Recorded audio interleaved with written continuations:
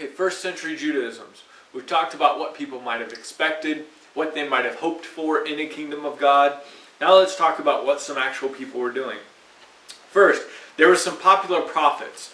A prophet is just someone who's sent by God to give a message to the people or give the message to a king, like in the Hebrew Bible or the Tanakh or the Old Testament. Prophets were coming up and they would go to kings and say, God told me to send this message to you.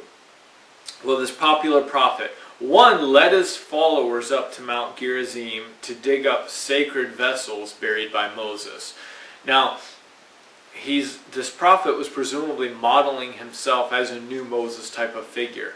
That Moses, while he was up on this mountain, must have buried some sort of secret teaching that he's going to go up and dig up and recover. Another popular prophet led a group of followers to the Red Sea like Moses. Now, remember in the story of Exodus, Moses leads Egypt, and when they leave Egypt, they're being chased by the Pharaoh and his army. And what happens? They're blocked up with the army on one side and the Red Sea on the other.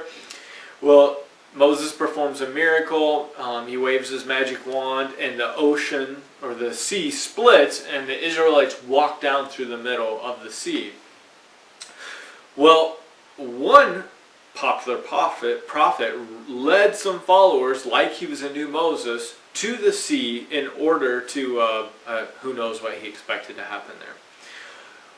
Another, one told his followers that he was going to tear down the walls of Jerusalem like Joshua. Now this harkens back to another story in the Hebrew Scriptures or the Tanakh. There's a story after the Israelites left Egypt and after Moses died, they went to the so-called Promised Land, but there were people already living in the Promised Land, so they had to kill off those people.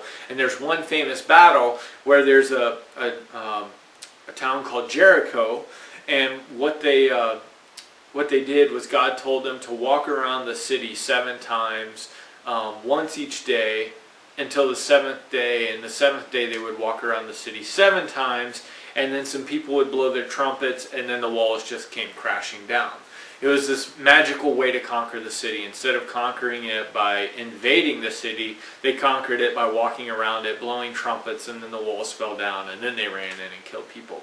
Well, this was Joshua's invasion of Jericho. Well, one first century popular prophet decided he was going to do something like this, except he was going to do the same thing to Jerusalem.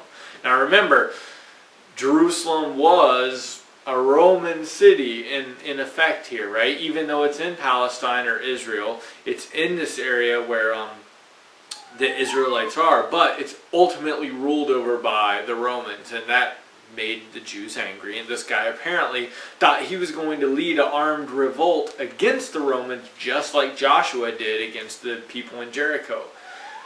Each and every single one of these ended the same. If you look at the last bullet point, each of these ended in violent suppression. The Romans did not tolerate this kind of nonsense for 2 seconds. Every time one of these popular prophets rose up trying to lead the people in some way, the Romans would come out in full force and slaughter everyone, more or less. It was dangerous to do anything that might look like sedition to the Romans, right? Seditious behavior, anything that might threaten the rule of Rome, was handled very quickly. Those people were dispatched and killed for the most part. Look at the next slide on first century Judaisms. They were popular kings or messiahs, right? Remember, just about 150 years ago, some guys named the Maccabean family rose up. The Maccabean family rose up and overthrew the Greeks. Well, people were thinking, maybe we could do that again and we could overthrow the Romans.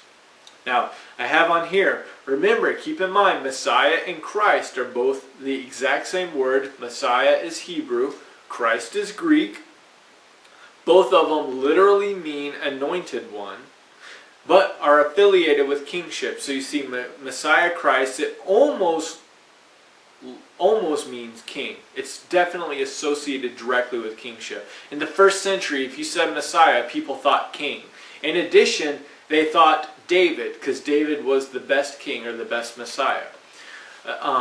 So again, I'm just putting this all out here. This is the set of associations that would have been had in the first century.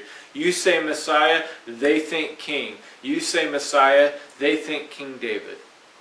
Well, there were popular kings or popular messiahs. At various times, men would rise up and they would claim to be the Messiah or be surrounded by people who claimed that they were the Messiah. Most of these claimed to be like David, right?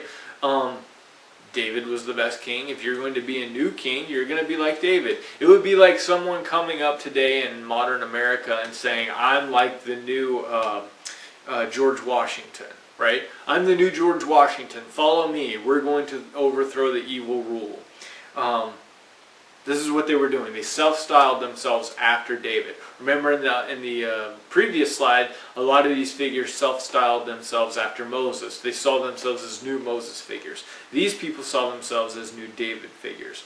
Many of them had armed resistance group, right? They were able to gather a following of people who were willing to take up arms to attack the Romans. Just like with the popular prophets, these things ended in the same way. These ended in violent suppression. The Romans would come in and kill them. Now, before moving on to this last slide about apocalypticism, let me say real quick, these people considered themselves as like David. It's no surprise that in the New Testament, Jesus is called a Messiah. And what do you think when you hear Messiah? You think king, you think David. Well, they also call Jesus the son of David. And in the book of Matthew and the book of Luke, they write up genealogies that trace Jesus' genealogy back to David. So that Jesus is like the great-great-great-great-great-great-grandson. There's a whole lot more greats in there, but he's like the great-great-great-great-grandson of King David. He literally, the New Testament literally claims that he is a son of David in the sense that he's in this Davidic genealogy. And that's exactly what should be expected. In the first century, there are people going around suggesting, I'm the new Messiah, I'm the new king, I'm like David, or I'm literally a grandson of David. And just like these other things ended in violent revolt, what happened to Jesus? Well, he was executed by the Romans. Okay, last slide, apocalypticism.